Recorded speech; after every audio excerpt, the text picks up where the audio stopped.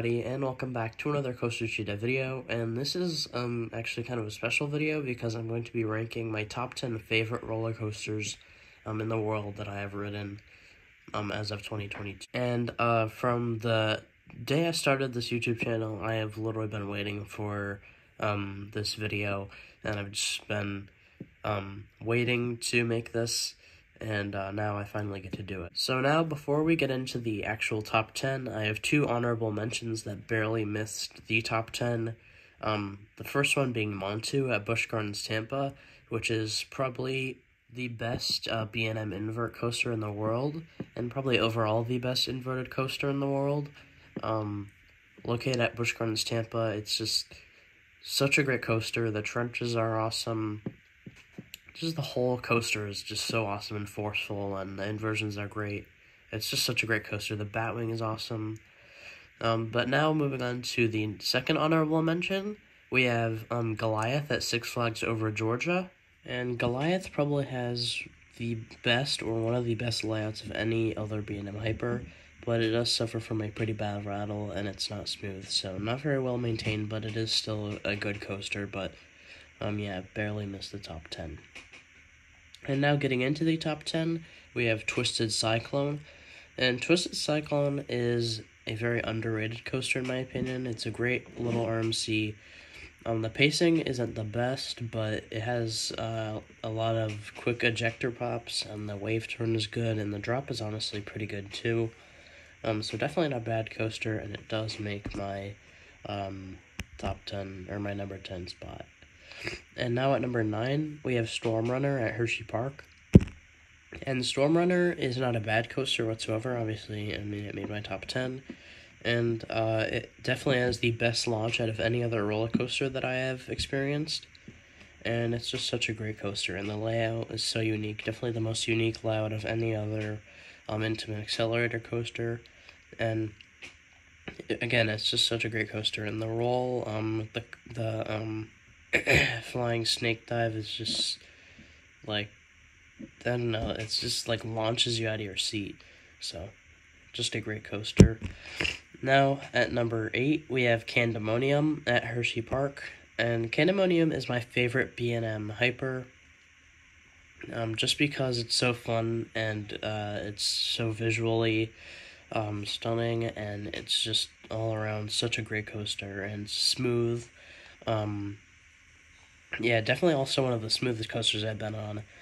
It's just so good, and I highly recommend it. It is my most ridden coaster at Hershey Park, just because it's so re-rideable and fun. So, now at number 7, we have Millennium Force at Cedar Point, and Millennium Force is it's an underrated coaster because it was overrated at a point, but then it got so many people said that it was overrated that now it's like underrated. So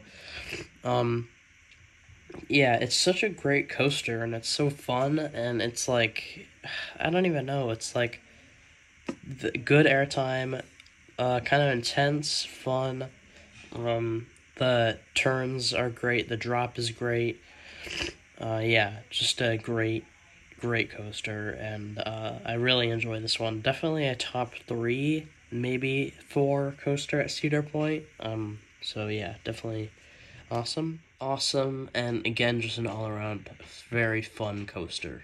So now at number 6, we have Pantheon at Busch Gardens Williamsburg, and again, an extremely surprising coaster. And actually, this coaster, in my opinion, has a better layout than VELOCICOASTER. However, obviously, I do rank VELOCICOASTER above Pantheon, because Pantheon has no theming. That is my biggest gripe with this coaster, is that it has no theming at all, and the funniest part is that it did have theming in its announcement/animation. It's just so sad that it has no theming, and I really wish they would add some theming. Again, it is going to be, or at least it's going to look a bit better and feel more immersive when some trees and foliage grow in, but still, we need some Greek, Roman theming. It would just be so awesome, but for the coaster itself, it is so cool. The first inversion is cool because you get a decent amount of hang time, and then for the most part, after that, the first half isn't great. until you go into your second launch, which is awesome. And you don't make it up the top hat, and then you go back down the huge spike. And one of the best parts of this ride is the airtime hill in between the second launches. It is just crazy, and especially going forwards the second time, it is just so forceful, and you get totally ejected. It's one of the craziest moments on a coaster that I have experienced. It was just so cool. The stall was awesome. Definitely an underrated coaster, actually. I haven't heard a lot of people giving it enough credit, actually, as it deserves. It's just such a great Intamin Blitz coaster, and we need more Intamin Blitz coasters, and all around some more Intamins, next generation Intamins in America, and Pantheon proves that.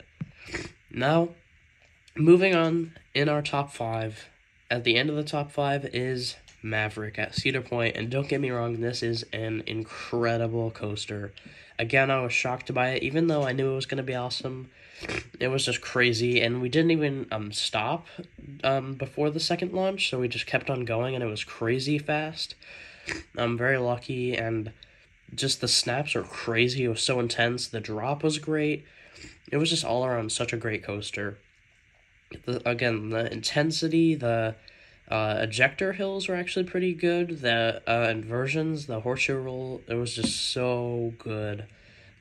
Definitely deserves the top 5 spot. And if you haven't ridden Maverick, go out and ride it because it's worth it. It's just such a good coaster.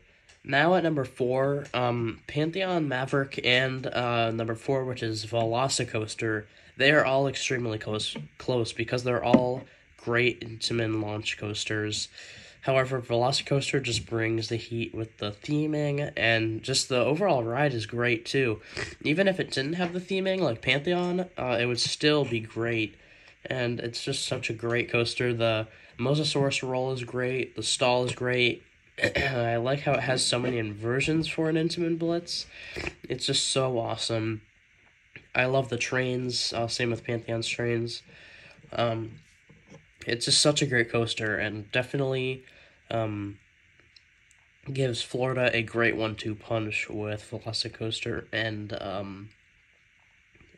Iron GWAZI. So it's just so great. Can't even express how good VELOCICOASTER is, honestly. Again, go out to Florida, go to Islands of Adventure and Busch Gardens Tampa, and ride. Now going into the top 3. At the bottom of the top 3, we have SKYRUSH, which is definitely the most intense coaster I have ridden. Yes, more intense than Maverick. And all 3 of these coasters are so close, but SKYRUSH is definitely the most intense. And the first drop is insane. It feels like there's like an ejector hill snuck into the drop. It's just so crazy.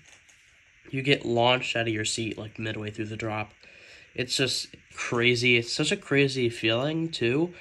And I'm not gonna lie, SKYRUSH's POV, if you watch it, it doesn't look very intense at all, actually. So it was definitely very surprising to me when I wrote it, because it was like definitely way more intense, and the restraints are not even that bad.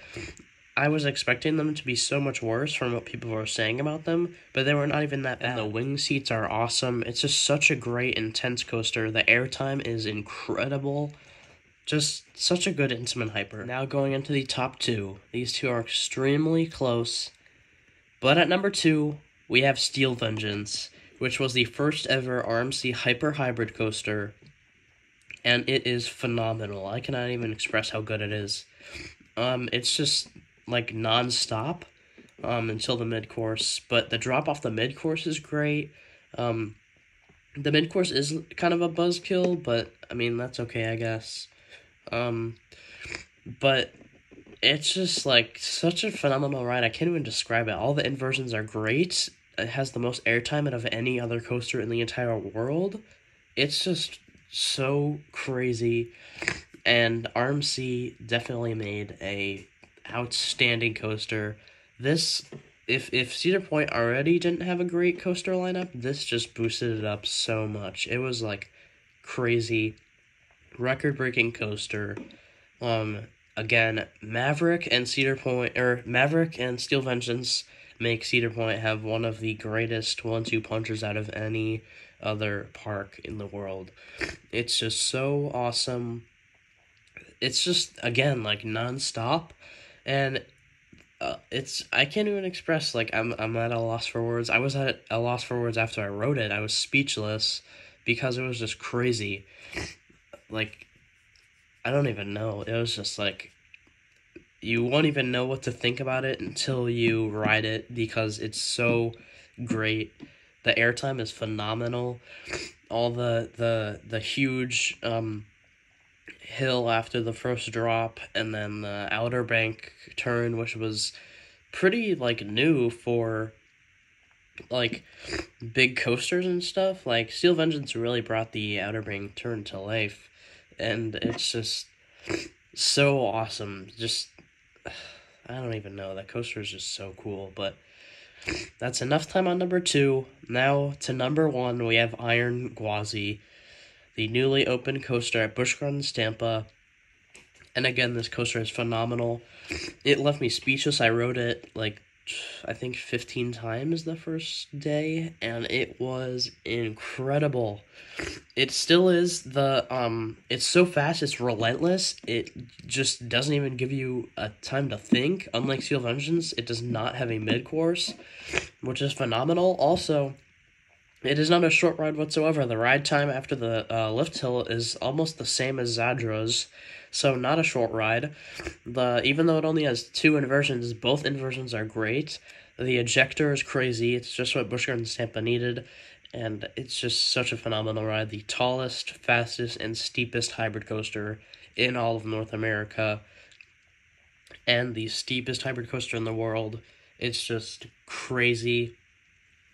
Again, I can't even express how good it is, because, like, it just leaves you breathless, and, like, you fly into the brakes so fast, it's just crazy. Like, again, it's just phenomenal. It's so smooth.